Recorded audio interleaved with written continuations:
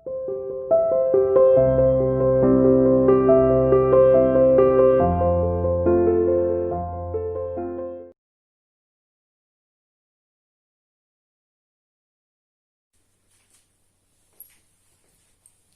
बेटा, आज हम कक्षा 9वीं में हिंदी विषय में लेसन पढ़ेंगे प्रेमचंद के फटे जूते।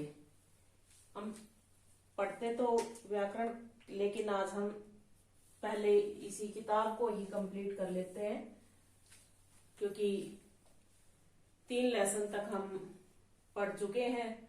तो आज ये पढ़ेंगे प्रेमचंद के फटे जूते, क्योंकि व्याकरण तो ये है कि हम आमने सामने हो तो अच्छे से समझ पाएंगे, अन्यथा मजबूरी में यही करना ही पड़ेगा, नहीं तो हम और आप जब क्लास में होंगे तब व्याकरण करेंगे। ठीक है, तो आज हम पढ़ते हैं प्रेमचंद के फटे जूते। ये हमारे लेसन का नाम है। लेखक है हमारे हरिशंकर परसाई, यानी प्रेमचंद के फटे जूते जिसने लिखे हैं उनका नाम है हरिशंकर परसाई। उनका जन्म हुआ था 22 अगस्त 1922 ईस्वी में। ठीक है, और देहांत हो गया था 1995 में। इनकी बहुत सी प्रमुख रचनाएं हैं, कहानियां हैं, हंसते हैं, रोते हैं, जैसे उनके दिन फिरे, 2 नाक वाले लोग, माटी कहे कुम्हार से। ये तो इनकी कहानियां, इन्होंने लिखे कहानियां भी लिखी है और उपन्यास भी लिखे हैं,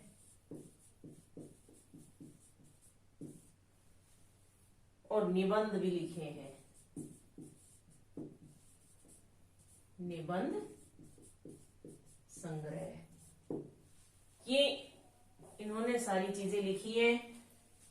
कहानियों में तो है हंसते हैं, रोते हैं, जैसे उनके दिन फिरे, 2 नाक वाले लोग, माटी कहे कुम्हार से।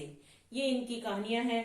और उपन्यास है रानी नागफनी की कहानी तथा तट की खोज। ये 2 मुख्य उपन्यास हैं। और निबंध संग्रह तब की बात और थी, भूत के पांव पीछे, बेईमानी की परत, पगडंडियों का जमाना, सदाचार का ताबीज, शिकायत मुझे भी है, ठिठकता हुआ गणतंत्र, विकलांग श्रद्ध का दौर तथा निठतल्ले की डायरी। ये इनके निबंध संग्रह हैं। इनकी भाषा शैली बहुत ही सरल और सहज है। इन्होंने अपनी रचनाओं में बहुत ही आसान भाषा का प्रयोग किया है कि वाक्य छोटे हैं ताकि समझने में आसानी हो। ये इनकी भाषा शैली है। अब बेटा अपनी किताब खोलिए और अपने लेसन को निकालिए और पढ़ना स्टार्ट करते हैं। तो इस लेसन में लेखक ने बताया है कि प्रेमचंद जो हैं, प्रेमचंद भी तो एक महान उपन्यासकार हैं, महान लेखक हैं, महान साहित्यकार हैं।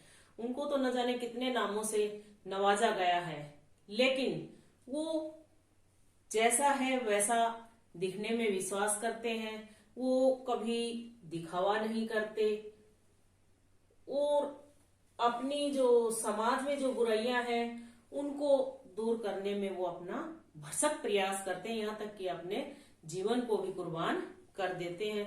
लोगों का क्या कहना है कि बुराई को अनदेखा करके आगे निकल जाओ, लेकिन जब प्रेमचंद हैं वो कहते हैं कि बुराइयों का डटकर मुकाबला करना चाहिए, उन्हें समाज से दूर कर देना चाहिए।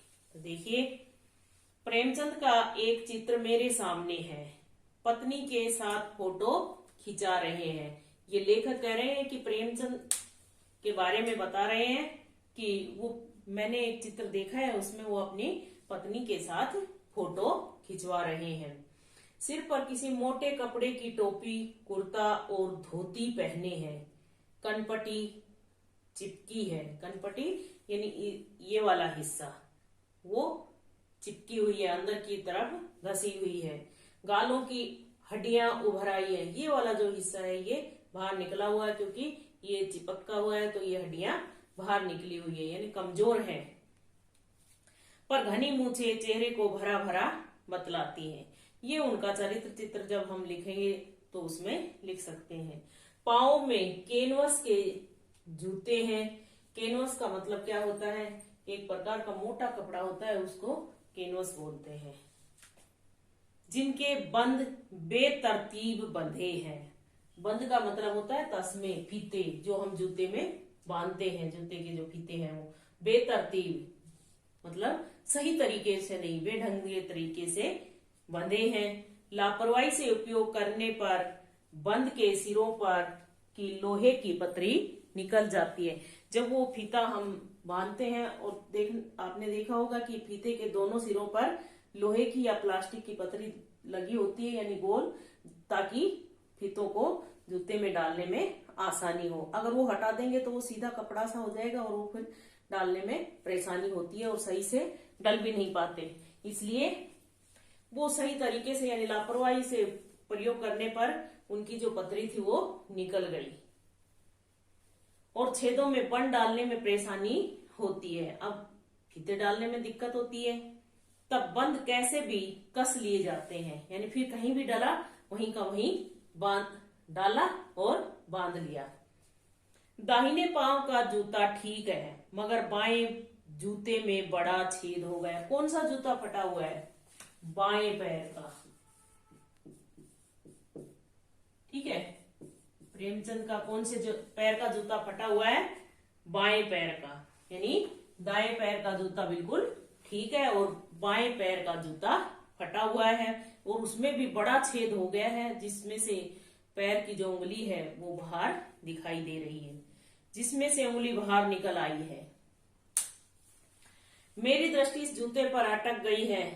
ये कौन कह रहा है? लेखक कह रहा है कि मेरी जो प्रेमचंद का जो जूता फटा हुआ था, यानी मेरी नजर वहीं ठहर गई है, उसी को देखने में व्यस्त हो गई है। सोचता हूँ फोटो खिंचाने की अगर यह पोशाक है, और क्या सोचता है? अगर फोटो खिंचाने के लिए यह ड्रेस है तो फिर बाकी पहनने के लिए तो क्या ही होगी, ठीक है ना? तो पहनने की कैसी होगी? नहीं, इस आदमी की अलग अलग पोशाकें नहीं होंगी, यानी ये दिखावा नहीं करता। बाकी लोग क्या करते हैं? दिखावे में विश्वास करते हैं, लेकिन प्रेमचंद क्या करते हैं? जैसे हैं वैसे ही रहते हैं, यानी अंदर से जैसे वैसे ही बाहर से हैं। वो दिखावा उन्हें बिल्कुल भी पसंद नहीं है।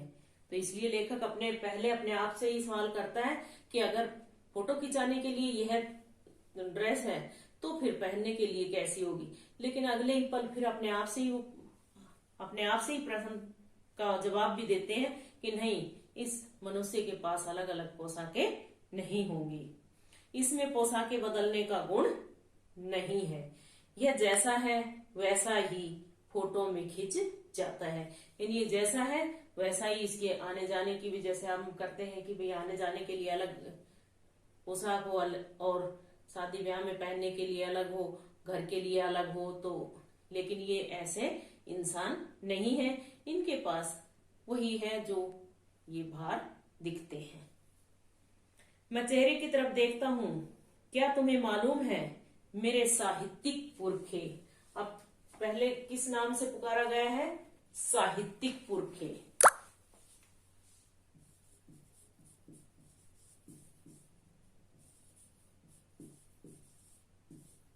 पुरखे, पहला क्या नाम लिया गया है? साहित्यिक पुरखे। तो ये उनका पहला नाम बताया गया है। ये आपको याद रखना है कि प्रेमचंद को किन किन नामों से पुकारा गया है या कौन कौन से विशेषणों का प्रयोग किया गया है। कि तुम्हारा जूता फट गया है और अंगुली बाहर दिख रही है, क्या तुम्हें इसका जरा भी एहसास नहीं है? जरा लज्जा, संकोच या झेप नहीं है? क्या तुम इतना भी नहीं जानते कि धोती को थोड़ा नीचे खींच लेने से उंगली ढक सकती है? लेखक क्या कहते हैं कि अगर जूता फटा हुआ है तो अपनी धोती को थोड़ा नीचे खींच ले और उसको छुपा ले, लेकिन प्रेमचंद ऐसा करते ही नहीं है, वो उसको ये करने की जरूरत ही नहीं है, ठीक है ना? तो इसलिए उन्होंने ऐसा नहीं किया।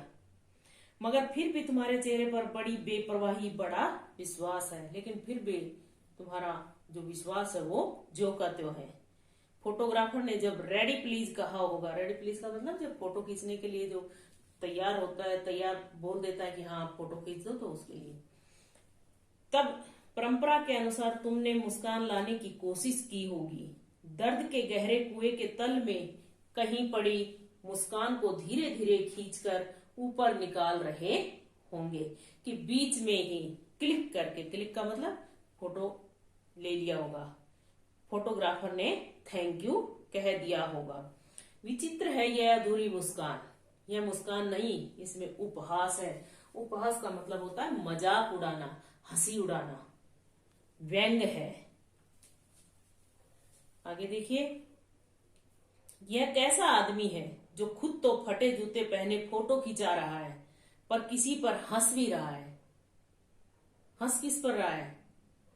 हंस उन पर रहा है जो समाज में जो बुराइयां फैली हुई हैं उनको अनदेखा करके आगे निकल रहे हैं, उन पर हंस रहे हैं। फोटो ही खिंचाना था तो ठीक जूते पहन लेते। अब लेखक क्या कहते हैं कि अगर फोटो ही खिंचवाना था तो सही जूते पहन लेते, भी अपने पास नहीं है तो मांग कर पहन लेते, ऐसा भी हो सकता है।